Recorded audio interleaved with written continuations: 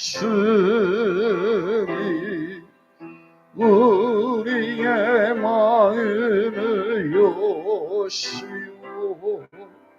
말씀을 깨닫게 하옵소서. 아멘. 다 같이 샬롬으로 인사하겠습니다. 샬롬 샬롬. 이 시간 말씀의 제목은 세 가지 믿음입니다. 세 가지 믿음.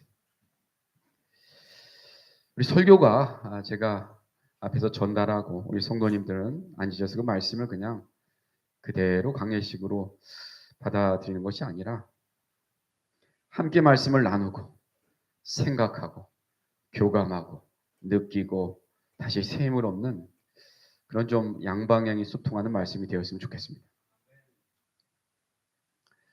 한 주간 생각도 하고 살아가면서 참 한 주간 더웠죠. 여러 가지로 우리나라도 성도님들도 가정도 쉬운 한 주간은 아니었습니다. 이런 생각을 한 거죠. 먼저 그 나라와 의를 구하라. 그리하면 이 모든 것을 더하시리라. 이 모든 것을 더하시는데 먼저 그 나라와 의를 구하라. 그리하면 이 모든 것을 더하시리라. 사랑하는 성도님들이 이 말씀 믿습니까? 정말 믿습니까? 조건적인 믿음으로 믿습니까? 해주시면, 아니면 이론적인, 어렸을 때부터 성경을 통해서 배웠으니까 이론적으로 믿습니까? 아니면 그대로 체험했더니 하나님께서 이렇게 해주셨어요. 체험적으로 믿습니까? 우리 장로님 덥죠? 아침 땀을 팍 흘리고 새벽 예배 오시는 거 보니까 더워요. 또 우리 김대성 집사님, 서사던 집사님 얼마나 힘듭니까? 더운데. 그리고 우리 김건민 집사님 보니까 머리가 하얘요. 머리가 하얗고 힘들어요. 또 우리 윤태아 집사님, 또 우리 박민우 집사님, 장윤영 집사님, 김영중 집사님, 또 우리 다슬이, 또 우리 김명진 우리 성도님 사회생활 참 우리가 돈을 버는 거 다 어렵습니다. 사랑하는 성도님들, 우리는 도대체 무엇을 위해 싸우고 있습니까? 여러분, 내 삶은 하나님께 무엇을 구하고 있습니까? 하나님 나라를 위해서 분투하는 삶, 이런 거 너무 부담스러워요. 그리스도의 군사, 이런 거 너무 부담스럽고, 하나님, 저는요 제삼 하나 돌보기도 힘들어요. 우리 가족 하나 먹여 살리기도 힘들다고요. 하나님, 저는 제 삶에 이렇게 부족함이 많아요. 하나님, 제 삶은 너무 복잡하고 내 삶 하나 꾸미기도 어려운데 무슨 선교를 하고 무슨 하나님 나라입니까? 아니, 내 삶을 돌보기에도 이렇게 시간이 없는데 내가 어떻게 하나님 나라를 위해 사나요? 라고 말할 수 있습니다. 이게 8월이 되면 우리 참 예전에 우리 원로 목사님들 회에 가신 거 기억하시죠? 참 성도님들 지금 그때가 참 기억이 나요. 목사님 공회에 가시고 다 같이 가서 기도하고 또 목사님 선교하신다고 우리 교회에서 매일같이 기도했잖아요. 어려운 돈 모아서 성경검하고 또 목사님 오시면서 또 좋은 거 사오셔서 함께 나누고 선교 리포트 말씀 나누고 그립습니다. 그때 우리가 그런 물질이 많았나요? 그렇지 않았어요. 근데 정말 열심히 했어요. 최선을 다해서 헌금했었고 모여서 기도했고 목사님 선교하는데 함께 즐거워했고 그렇게 하나님 나라를 위해 살았어요. 그렇게 살았더니 우리 이렇게 잘 살고 있는 거예요. 그때는 그런 거 따지지 않았어요. 그냥 너무 즐거웠어요. 하나님이랑. 어떻게 내가 이렇게 내 삶 돌보기도 힘든데 내가 하나님 나라를 위해 사나요? 라고 말할 수 있어요. 저도 사회생활 하니까 그래요. 힘들어요. 아까 제가 호명했던 우리 많은 분들 얼마나 힘들어요. 사회생활. 만만치 않아요. 그런데 이거 아세요? 여러분 거꾸로 된 거예요. 거꾸로 된 거예요. 저도 깨달은 거예요. 내가 하나님 나라를 위해 살고 하나님이 나의 삶을 돌보셔야 합니다. 사랑하는 성도님들, 내가 하나님 나라를 위해 살고 하나님이 나의 삶을 돌보셔야 합니다. 바꿔야 합니다. 하나님, 내 삶을 돌봐야 하고 내 삶이 돌봐지지 않아서 내가 그것까지 신경 쓸 수 없어요가 아니에요. 다시 말씀드릴까요? 하나님, 내가 내 삶을 돌봐야 하고요. 내 삶이 돌봐지지 않아서 내가 그 하나님 나라 위해서 일하는 거 그것까지 신경 쓸 수가 없어요가 아니라 먼저 내가 하나님의 나라와 의를 구하면 하나님이요. 내 피로 다 하시고 나의 어려움 다 하시니까 그 모든 거 다 채워주실 줄 믿습니다. 더하시는 것을 믿습니다. 그런 실체를 현실을 믿고 사시기를 소원합니다. 그런 믿음이 되길 원해요. 그럼 힘이 되죠. 오늘 예수님은 본문에 등장하는 이 나사로의 가정을 엄청나게 사랑하셨어요. 예수님은요 나사로를 딱 친구라고 부르면서 한마디로 사랑한다 말씀하셨어요. 얼마나 축복받은 가정. 예수님은 나사로의 죽음 앞에서 여동생들이 한없이 우는 것을 보고 그분 생에 한두 번 있을까 말까 하는 사적인 눈물을 흘립니다. 예수님이. 그냥 인간적인 면에서 예수님은 철저히 사람이에요. 그래서 사랑하는 사람들이 있었고 그들을 위해 흘리는 눈물이 있었습니다. 나사로가 사경을 헤매자 누이 동생들은 맨 먼저 예수님께 사람을 보내서 예수님 좀 와주세요라고 청합니다. 사랑하는 사이였기 때문에 위기 상황에서 가장 먼저 도움을 청할 수 있었던 것이었습니다. 그러나 예수님은 나사로의 죽음을 한 사람의 그냥 평범한 죽음으로 보시지 않았습니다. 굉장히 중요해요. 예수님은 특별히 많은 사람들이 나고 죽습니다. 이 나사로의 죽음만큼은 그저 인간이 나서 죽는 그런 평범한 죽음으로 보지 않으셨어요. 예수님은 한마디로 말씀하셨습니다. 그리고 생각하셨습니다. 나사로의 죽음이 하나님의 영광을 드러내는 것이다. 하나님의 영광을 드러내는 것을 알고 계셨습니다. 그러니까 안 서두르신 거죠. 빨리 가서 아니에요. 이거는 하나님의 영광을 나타내는 것이다. 그러면 어느 시점이 가장 하나님의 영광을 나타낼 것인가 알고 계셨기 때문에 서두르지 않았습니다. 개인, 가정, 사회 일에 대해서 하나님의 뜻이 분명하게 나타난다면 서두를 필요는 없다. 서두를 필요는 없다. 예수님은 소식을 들으신 후 이틀이나 더 머무시고 나서 갑니다. 빨리 안 가시고 이틀이나 그 골든타임을 다 지나고 머무시고 가셨는데 나사로는 죽은 지가 벌써 나흘이나 된 거예요. 자, 베다니에 오신 예수님이 이제 맨 먼저 마르다를 만납니다. 마르다를 만나서 대화를 하는 것이 오늘 본문의 시작점 21절입니다. 21절 봅니다. 마르다가 예수께 여짜오되 주께서 여기 계셨더라면 내 오라버니가 죽지 아니하였겠나이다. 이렇게 마르다를 만나면서 이제 대화가 시작이 됩니다. 자, 예수께 여짜오되 주께서 여기 계셨더라면 이 말씀이 조금 이제 걸리는 거예요. 여기 계셨더라면 뭐 했더라면 안 죽었습니다. 자, 이 말씀으로 신앙이 거쳐야 되는 세 가지 단계를 저는 함께 살펴보고자 합니다. 예수님이요 물으시는데 마리아에게 연거푸 2번을 물으시는데 우리 26절 말씀 보세요. 26절에 그 마지막 부분에 보면 이것을 내가 믿느냐. 마르다에게 얘기하는 거예요. 이것을 내가 믿느냐. 무릇 살아서 나를 믿는 자는 영원히 죽지 아니리니 이것을 내가 믿느냐 물으시고 그리고 오늘 본문 40절 보시면 40절에 예수께서 이르시되 내 말이 내가 믿으면 26절에 보시면 믿느냐 믿으면 이 마르다에게 믿음에 대한 얘기를 두 번이나 하십니다. 이렇게 마르다에게 내가 믿느냐, 내가 믿으면 이렇게 두 번이나 말씀하시면서 이 믿음의 문제를 좀 중요하게 다루십니다. 그러므로 본문 말씀에서 가장 중요한 골자는 믿음, 그리고 다시 살아나는 부활이에요. 믿음과 부활. 믿음과 부활이다.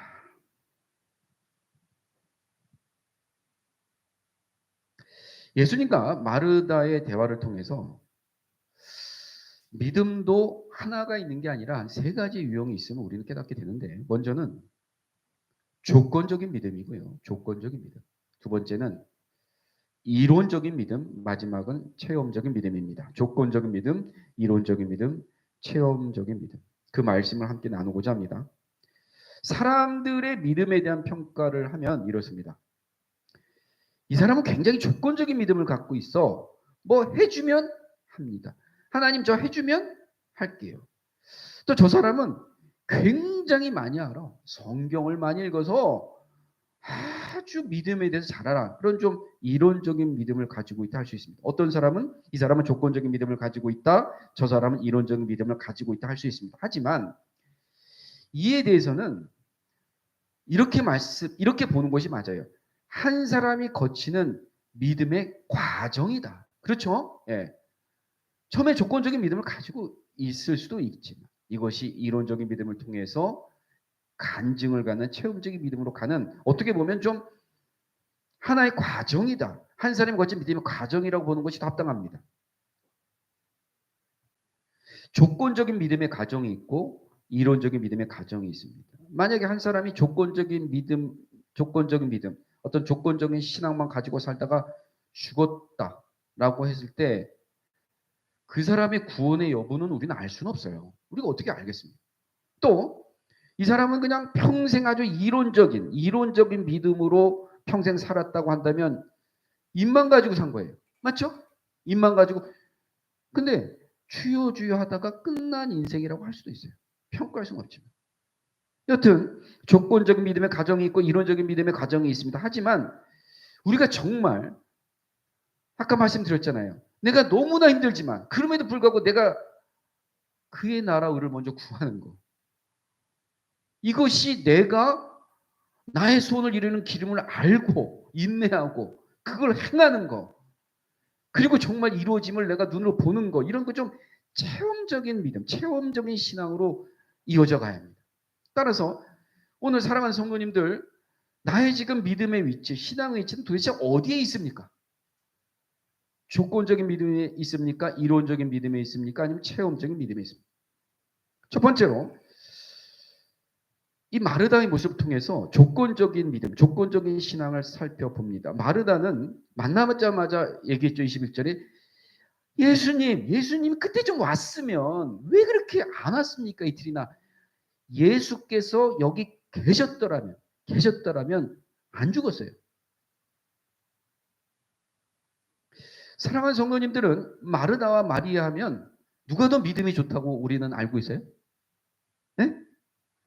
우리 마리아는 대단한 사람 아닙니까? 성경에도. 그러면 마리아는 뭐라고 얘기했을까? 마르다는 뭐 계셨더라면 조건적이었지만 마르다는 우리 32절 볼까요? 마리아는 좀 다른가? 보겠습니다. 자, 마리아가 예수 계신 곳에 가서 배웠고 그 발 앞에 엎드려 이르되 주께서 여기 계셨더라. 예. 마리아도 계셨더라. 얘기하는 모습을 봅니다. 이 두 사람은 가장 인간적인 말을 한 거예요. 우리도 그랬겠죠? 똑같습니다. 가장 인간적인 말을 한 것입니다. 기별을 했을 때, 오라고 했을 때 왜 좀 빨리 오시지 않았느냐는 원망을 담은 것이기도 하고, 어떻게 보면 예수님만 계셨더라면 오라버니가 죽지 않았을 것이라는 굉장한 믿음에서 나온 말이기도 합니다. 그러나 굉장히 인간적인 말인 동시에 조건적인 말이죠. 주께서 계셨더라면. 마르다의 믿음이 굉장히 조건적이라는 것을 우리에게 잘 보여줍니다. 예수님이 계셨더라면 내가 믿는 대로 되었을 텐데, 예수님이 계셨더라면 자기가 믿는 대로 되었던데 그 조건이 잘 채워지지 않았기 때문에 내 자신의 믿음도 무너졌다는 거예요. 그 조건이 채워지지 않았기 때문에 자신의 믿음도 무너졌다. 그렇기 때문에 이제 예수님이 내 앞에 와 계시고 예수님이 와 계셔도 더 이상 큰 기대를 하지 않는다는 뜻입니다.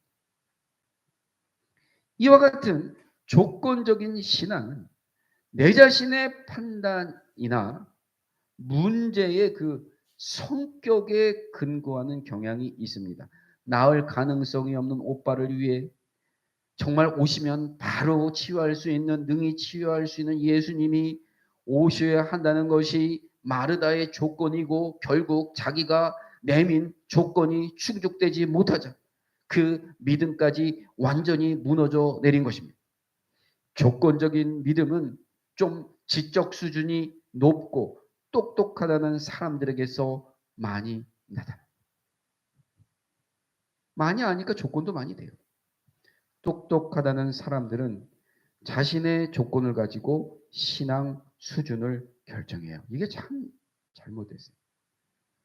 자신의 조건을 가지고 신앙 수준을 결정합니다. 그렇기 때문에 조건적인 신앙은요, 하나님의 능력 있죠? 능력을 딱 제한해요. 거기까지. 하나님의 능력이 엄청난데 자기가 제시하는 조건, 딱 하나님의 능력을 제한합니다. 온전한 신앙이 아닌 딱 반쪽짜리 신앙밖에 되지 않습니다. 자기가 어떤 선을 그어 놓은 것입니다. 넘어가면 안 되는 도로 중앙에 노란 선처럼 신앙생활하는 많은 사람들이 자기가 그 선을 가지고 있습니다. 그 안에서만 믿으려고 할 뿐 선을 벗어난다 싶으면 믿지 않습니다.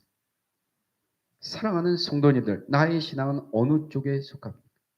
정말 예수님께 뿌리를 두고 있습니까? 마르다는 신앙의 근거를 딱 자기 판단에 두었기 때문에 예수님이 옆에 계셔야만 한다는 기준에서 그분을 찾은 거예요. 결국 자기가 원하는 대로 예수님이 오시지 않았다. 그러면 이제 다 끝났다. 그리고 예수님이 지금 와봐야 죽었기 때문에 아무 소용이 없다. 머리가 똑똑하죠? 다 조건이에요. 어차피 이제는 안 되는 거고 죽었기 때문에 그래서 소용없다는 절망감에 믿음이 무너졌습니다. 그런데 오늘 말씀에 보니까 오늘 25절, 26절 말씀 볼까요? 25절. 예수께서 이르시되 나는 부활이요 생명이니 나를 믿는 자는 죽어도 살겠고 무릇 살아서 나를 믿는 자는 영원히 죽지 아니하리니 이것을 내가 믿느냐 라고 말씀하시는 부활이신 예수님, 생명 되신 예수님께 사랑하는 성도님들은 정말 내 믿음의 근거를 딱 대고 있어요. 내 믿음의 뿌리를 이 말씀, 살아계신 주님의 말씀, 부활하신 생명이 되신 예수님께 내 믿음의 근거를 분명히 두고 있습니까? 오늘 여기 보시니까 나는 부활이요 생명이 나를 믿는 자는 죽어도 살아. 무릇 살아서 나를 믿는 자는 영원히 죽지 않으니 이걸 내가 믿느냐 라고 생각한다면 그러한 사람에게는 무슨 또 조건이 필요해요? 무슨 조건이 필요합니까? 조건이 있다면 단 하나 믿음밖에 없어요. 믿기만 하면 오늘 보세요. 죽어도 살고 다 해주는데 믿기만 하면 못할 일이 없고 불가능한 것도 없습니다. 만약 내 신앙이 어린아이의 신앙에 머물러 있다면 정말 좀 한시 앞이 벗어나기 바래요. 스스로 제발 좀 어떤 선 그어놓지 마십시오. 그런 분들 계셔요. 그걸 넘어가면 마치 안 되는 것처럼 어떤 선 그어놓지 마십시오. 먼저 판단하지 마시고 그냥 판단하고 믿으려고 하지 마십시오. 자기만의 한정된 이성과 능력으로 문제에 대한 결론을 그냥 다 미리 내놔요. 다 미리 내놓습니다. 그리고 하나님 찾습니다. 이와 같은 어리석은 짓을 하는 사람은 조건 안에서 움직입니다. 조건 안에서 끝납니다. 그냥 다 조건이에요. 움직이고 끝나는 게 다 조건이에요. 무섭습니다. 두 번째, 이론적인 신앙. 아주 그냥 뭐 지식으로 무장한 이론적인 신앙은 어떤 것입니까? 자, 예수님이 본 마르다의 신앙에는 구멍이 좀 나 있어요. 믿음이 참 좋은데 구멍이 나 있는데 안이 좀 텅 빈 신앙이라는 것입니다. 주님은 단도직입적으로 결론을 말씀하시는데 주님의 말씀이 너무 단도직입적이 23절 보시겠습니까? 예수께서 이르시되 내 오라버니가 다시 살아나리라. 내 오라버니가 다시 살아나리라. 그런데 이 마르다의 대답도 대단합니다. 마르다도 믿음은 참 대단한 믿음이에요. 깜짝 놀랄 말씀을 하는데 25절 마르다의 대답이 이제 24절 말씀이에요. 마르다가 이르되 마지막 날 부활할 땐 다시 살아날 줄 내가 아나이다. 야, 예수님의 제자들도 이렇게 대답을 못했을 것 같아요. 와, 이걸 알았던 거예요. 예수님이 오실 때 다 같이 살아난다는 거 이걸 말씀하는 거예요. 마지막 부활할 때 우리 다 같이 살아날 줄 압니다.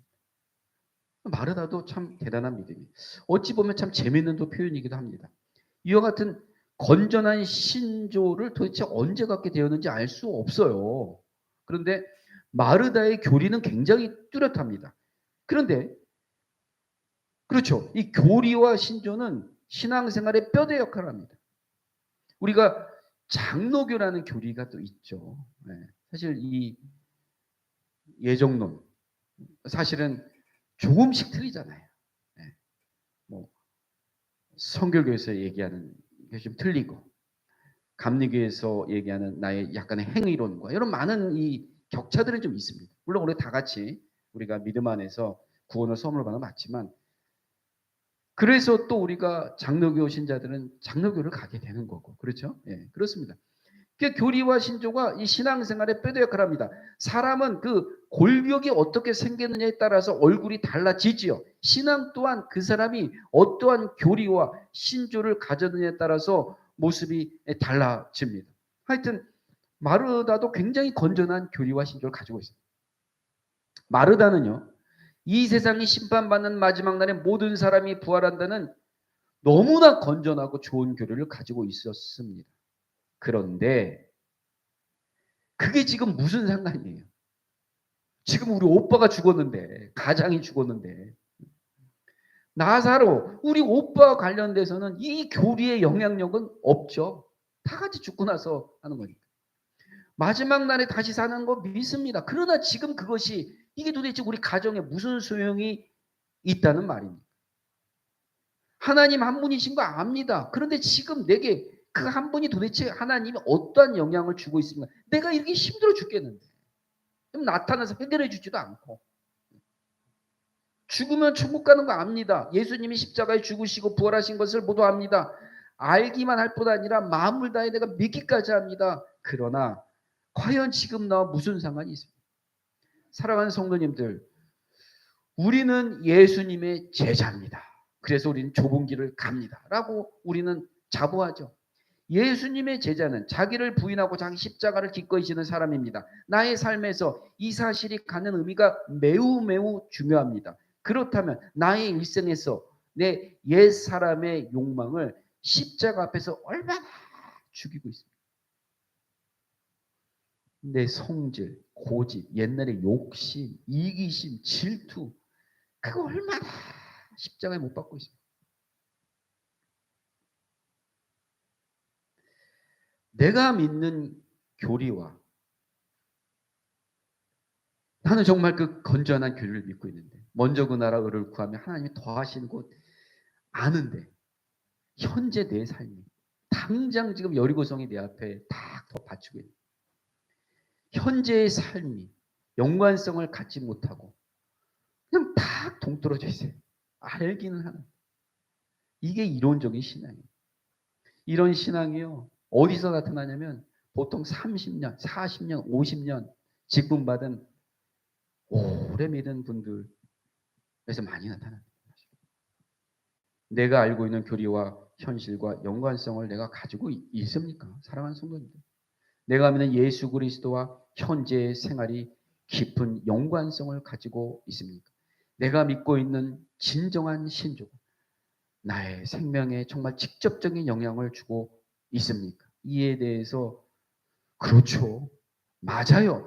긍정적으로 답할 수 있으면 괜찮습니다. 그러나 아는 것과 별개로, 아는 것과 생활이 별개로, 믿는 것과 현실이 정말 따로따로 움직인다면 이론적인 신앙, 즉 죽은 신앙입니다. 이게 정말 그러한 믿음이에요. 세 번째는 정말 그 능력을 나타낼 수 있는 체험적인 신앙을 살펴봅니다. 체험 그러면 오해를 하면 안 되는 게 있는데 기도할 때 막 무엇을 느꼈다든지 무언가를 보았다든지 꿈을 꿨다든지 그런 체험 의미하는 거 절대 아닙니다. 여기서 말하는 체험은요. 내가 믿는 신앙과 나의 삶이 하나가 되는 거예요. 참 되게 어렵습니다. 참 어려워요. 내가 믿는 신앙, 내가 믿는 믿음과 나의 하루의 삶, 내가 믿지 않는 사람에 보여지는 나의 모습, 말투, 행동, 부모가 자녀에게 보여지는 그 가정에서의 모습까지 하나가 된 걸 가르칩니다. 자, 무덤에 가신 예수님이 마르다를 보고 돌을 옮겨 놓으라고 명하십니다. 그러자 마르다가 39절 말씀 볼까요? 이런 말을 합니다. 39절 보시면 예수께서 이르시되 돌을 옮겨 놓으라 하시니 그 죽은 자의 누이 마르다가 이르되 주여 마음은 알겠는데 죽은 자가 나흘이 되었으니 벌써 냄새가 나나이다 라고 항의를 한 거예요. 항의를 한 거예요. 굳이 냄새 난다 얘기까지 할 필요가 없죠. 항의를 한 거예요. 자리도 나고. 그때 예수님이 참으로 중요한 말씀을 하시는데 40절 말씀 보세요. 예수께서 마르다를 딱 보시면서 한 얘기예요. 내 말이 내가 믿으면 하나님의 영광을 보리라 하지 않았니? 내가 아까 그랬잖아. 26절에. 내가 믿으면 하나님의 영광을 본다고 하지 않았어? 체험적인 신앙.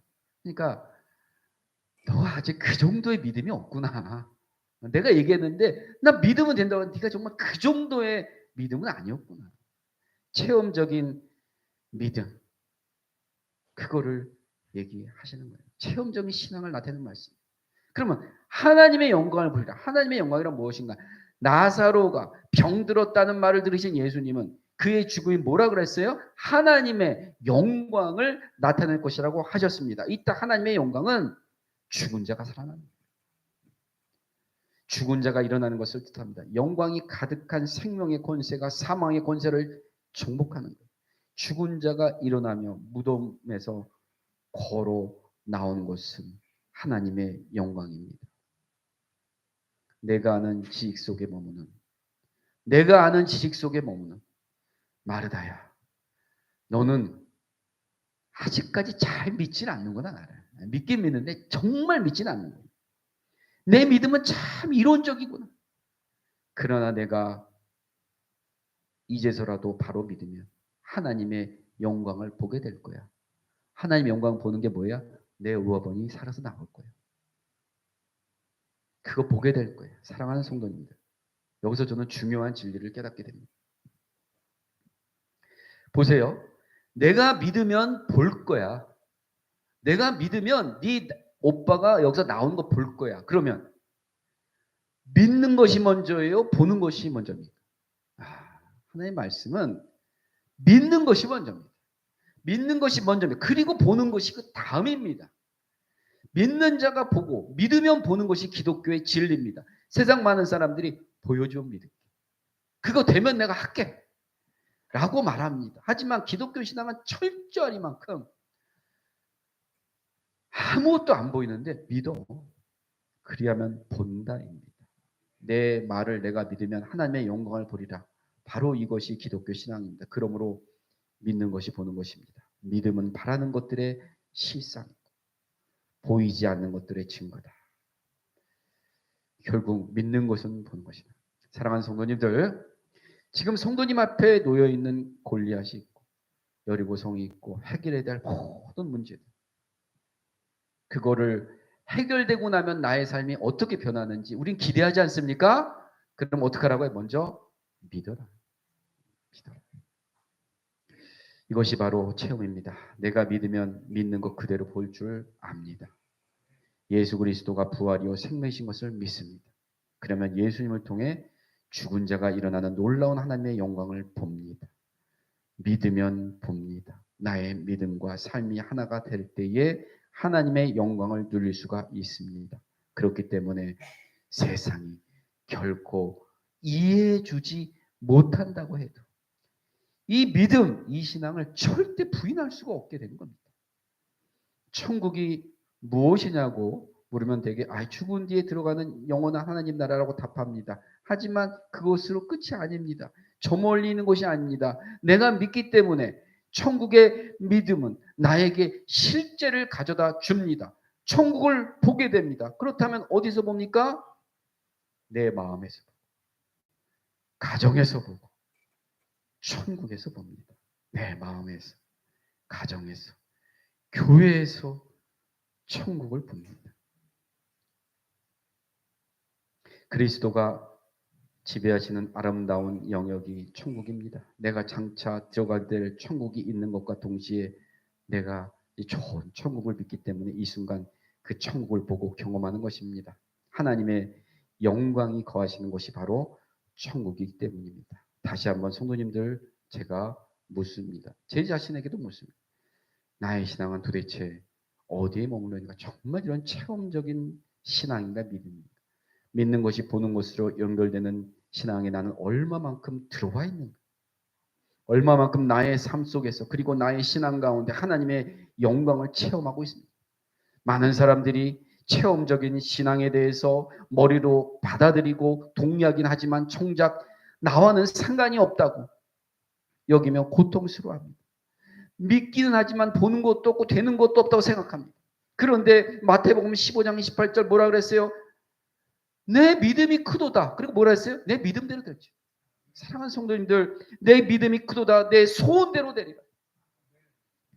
되는 것이 있어야 된다는 것을 알고 보는 것이 있어야 볼 수 있음을 아는데 자신에게 그런 것이 없다면 나의 믿음이 성숙한 믿음이 아닙니다. 지금.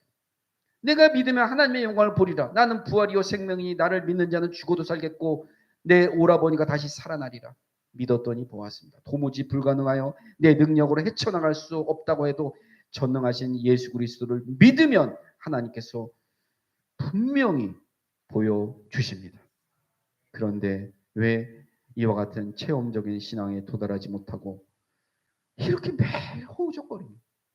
왜 많은 기독교인들이 이론적인 신앙의 굴레를 30년, 40년, 50년 신앙생활을 벗어나지 못하고 있습니다. 왜 전능하신 하나님의 능력을 내 마음대로 제한하고 자신이 이해하는 범위 안에서만 하나님께서 활동하시는 것처럼 착각합니다. 죽은 신앙, 어린아이와 같은 신앙에서 빨리 깨어 나오시기를 소원합니다. 사랑하는 성도님들, 나의 삶을 책임져 주신 하나님. 우리나라 옛날 속담 중에 그런 속담이 있는 거 아시죠? 딸을 낳으면 무슨 나무를 심는다?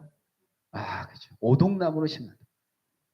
왜냐하면 딸이 자라나면서 오동나무도 같이 자라나니까 딸이 시집갈 때 그걸 잘라서 장을 짜준다는 거예요. 이렇게 혼수를 하는 겁니다. 이렇게. 이제 갓난장인데 이제 기어다니는 아기를 보면서 이 아이가 시집갈 때를 준비한다는 거예요. 이게 뭐 아버지의 마음이라는 거 아닙니까? 성도님들, 하나님 아버지도 마찬가지시라는 거예요. 하나님 아버지도요, 우리의 삶에 어떤 필요가 있는지, 우리 삶에 어떤 문제가 있는지, 우리 삶에 어떤 어려움이 있는지 다 아신다는 거예요. 그렇기 때문에 아버지, 저 너무 목마르고요, 저 너무 배고프고요, 저 필요한 것이 이렇게 이런 것들을 위해서 기도할 수 있지. 그런 것들을 필요 이상으로 목매어서 그것만을 기도하는 것을 멈추라고 말씀하신다는 거예요. 그러면서 저에게 뭐라고 말씀하십니까? 너희는 먼저 그 나라와 의를 구하라. 그리하면 이 모든 것을 너희에게 더하시리라. 사랑하는 성도님들, 우리 기도의 수준이 우리의 보신만을 위해서 구하고 삶의 만족을 위하는 기도에서 반드시 한 발짝 벗어나기를 소원합니다. 말씀을 맺겠습니다. 사랑하는 성도님들, 나의 신앙 고백과 나의 삶이 이렇게 하나가 됩니다. 이 세상이요, 나를 결코 감당할 수 없습니다. 세상은 그리스도를 통해서 하나님의 영광을 목격하게 될 것입니다. 나와 같이 정말 연약한 사람을 통해서 하나님의 영광에 쓰여지고 드러날 수 있다면 그 이상으로 기쁘고 감격스러운 일이 도대체 어디 있겠습니까? 그 이상 나 자신이 더 크게 쓰임받을 수 있는 일이 또 어디 있겠습니까? 상상만 해도 황홀하지 않습니까? 하나님께서 그분을 믿는 백성에게 이와 같은 놀라운 은혜를 허락하시기를 간절히 소망합니다. 사랑의 하나님, 은혜를 감사드립니다.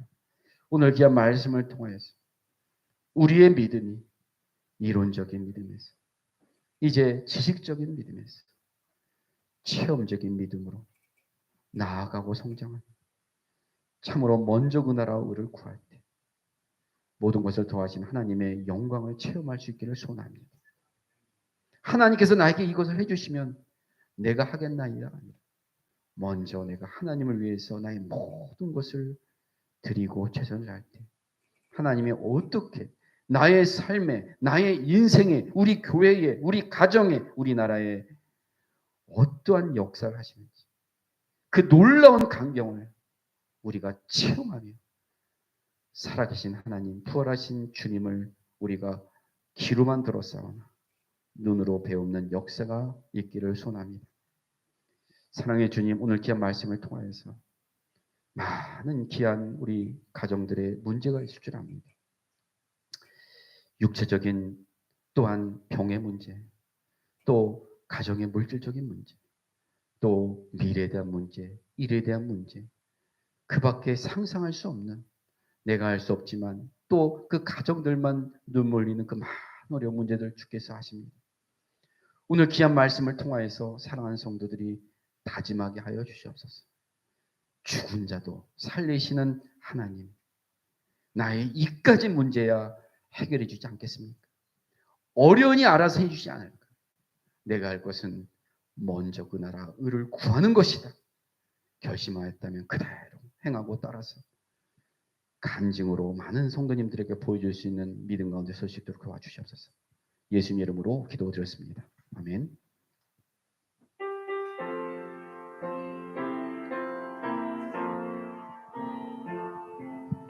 이 말씀